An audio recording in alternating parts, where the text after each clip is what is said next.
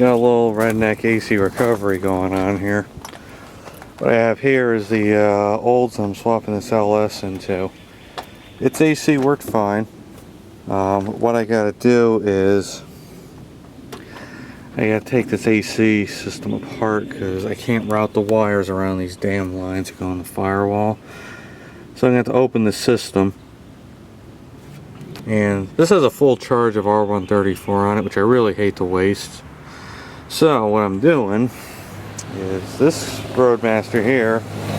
The AC worked last summer, doesn't work this year. I must have a leak or something, but it needs a charge. So what I'm hoping to accomplish here is using my manifold set, steal the R134 out of this car, put it in here. So the setup is I have the low side, which is what you charge with, hooked up to the low side on the Roadmaster on the accumulator. And on this one, I have the high side, which you only take a reading from usually, hooked up to the high side in this car, because the fittings are a different size. And I took this hose and looped it back onto itself on the Schrader valve here, because if you open either one of these valves with this thing disconnected, all the stuff's going to blow right out this hose. So this just seals the system. I drew a vacuum on this already. I should have probably recorded all this, and popped open both of these valves, and after about a couple minutes the hissing stopped. That thing took on the pressure of the two pressures between the cars equalized, so we've got about 85 on that gauge, and yeah, a little bit more on this one still. I'm gonna open this. Both of these are open now. Both cars are connected. So what I'm going to do is start this car up, put the AC on high, and in theory it should draw refrigerant out of this car. Now when you charge these cars, usually you hold the bottle upside down so it gets the liquid. Fortunately these hoses are just so tight in here I can't flip this thing, otherwise I find a way to hook onto this and then flip it. Sure, I'd probably get some of the crap that's in here in there, but it's not like this AC system's in the greatest shape, so big deal. So start this one up.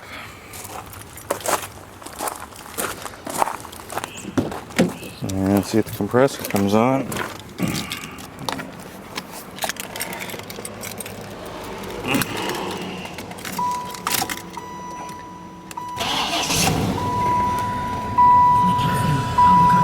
So that's wrong. It's there we go. 84. That's more like it. Auto. Put on max. Now put the compressors on.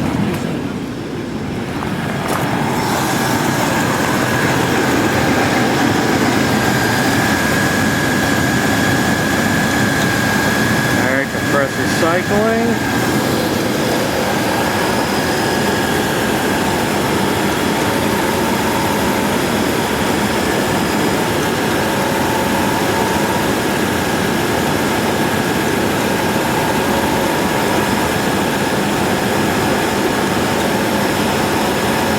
And you can see, this is the one that's cycling.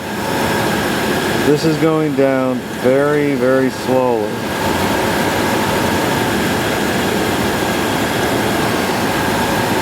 So I'm going to let this run for a few minutes and check back on it. It's been about 10 minutes. Cars are running the AC on. The compressor stopped cycling quite a while ago. Still engaged. That thing's sweating real nice. Means we got cold air. Probably about 5 minutes ago, this gauge stopped dropping. That's about where it stayed. So I guess I got as much as I can get out of here. This one over here has been staying pretty much steady. So See what the air is like inside. Put a thermometer in there. Comfortable in here.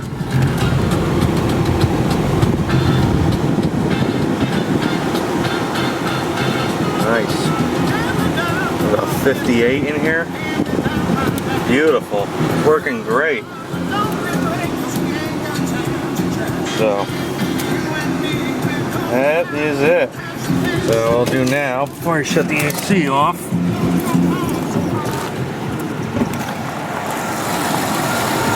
close this valve. Stop feeding off of this one so I'm getting back pressure. Close this one.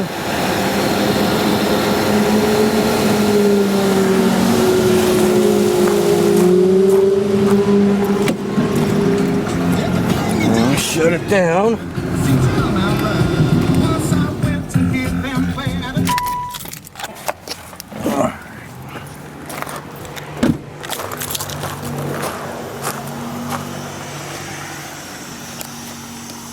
And here the orifice hissing, equalizing pressure between the two sides.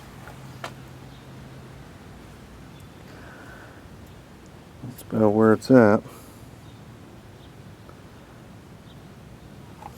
So that's pretty much it. And there'll be a little bit of residual pressure in here, maybe a little bit of 134, but I got just about all of it in there.